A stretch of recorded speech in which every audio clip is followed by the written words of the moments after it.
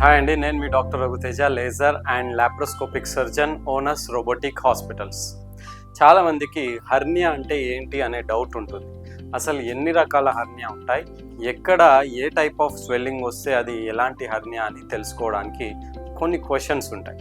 So అవి ఏంటి అనేది మనం ఈ వీడియోలో తెలుసుకుందాం.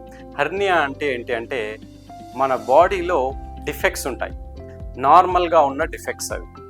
ఫర్ ఎగ్జాంపుల్ బొడ్డు ఉంటుంది, ఈ బొడ్డు అనేది ఒక డిఫెక్ట్. అలాగే ఇక్కడ ఇంగ్వైనల్ రీజన్ అంటే గజాల దగ్గర కూడా ఒక డిఫెక్ట్ ఉంటుంది. ఇవి నార్మల్గా బాడీలో ఉన్న డిఫెక్ట్స్. ఇంకొకటి ఎపిగ్యాస్ట్రిక్ రీజన్లో అంటే ఛాతి దగ్గర ఇక్కడ ఉంటుంది, అదొక నార్మల్ డిఫెక్ట్. లంబార్ డిఫెక్ట్స్, ఇక్కడ వెనకాల కిడ్నీలు ఉండే చోట 2 డిఫెక్ట్స్ ఉంటాయి. ఇవన్నీ బాడీలో నార్మల్గా ఉండే డిఫెక్ట్స్.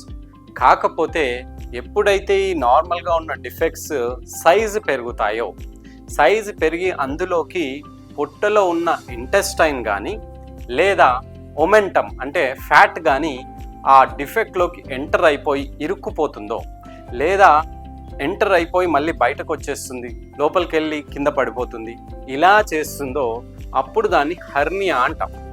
సో హర్నియా ఎన్ని రకాలు అంటే అంబెలికల్ హర్నియా, బొడ్డు దగ్గర గనక స్వెల్లింగ్ వస్తే దాన్ని అంబెలికల్ హర్నియా అంటాం. ఎపిగ్యాస్ట్రిక్ హర్నియా, ఎందుకు ఇక్కడ కూడా డిఫెక్ట్ ఉంది కాబట్టి ఇక్కడ స్వెల్లింగ్ వచ్చింది అంటే అది ఎపిగ్యాస్ట్రిక్ హర్నియా. ఇప్పుడు ఇంగువైనల్ హర్నియా అంటే గజాల దగ్గర కూడా డిఫెక్ట్ ఉంటుంది కదా, ఆ డిఫెక్ట్ కనుక సైజు పెరిగి అందులోకి ఇంటెస్టైన్ వెళ్ళడము మళ్ళీ బ్యాక్ వచ్చేయడం చేస్తే దాన్ని ఇంగువైనల్ హర్నియా అంటాం. సో అలా ఫిమోరల్ హర్నియా ఉంటుంది. ఇన్సిషనల్ హర్నియా అంటే ఏంటి? ఆల్రెడీ ఇంతకుముందు చాలామందికి సర్జరీస్ జరిగి ఉంటాయి, లైక్ హిస్టరెక్టమీ అని, లేదా ఎల్ఎస్సిఎస్ సిజేరియన్ సెక్షన్స్ కానీ, లేదా వేరే పొట్టకు సంబంధించిన ఆపరేషన్స్ కానీ. ఈ ఆపరేషన్స్ జరిగినప్పుడు కుట్లు వేస్తారు. కుట్లు కొంతమంది పేషెంట్స్కి చక్కగా మానిపోతాయి, కొంతమంది పేషెంట్స్కి మానకుండా ఏమవుతుందంటే అక్కడ చిన్న హోల్ లాగా ఫామ్ అయిపోతుంది కాలక్రమేణా.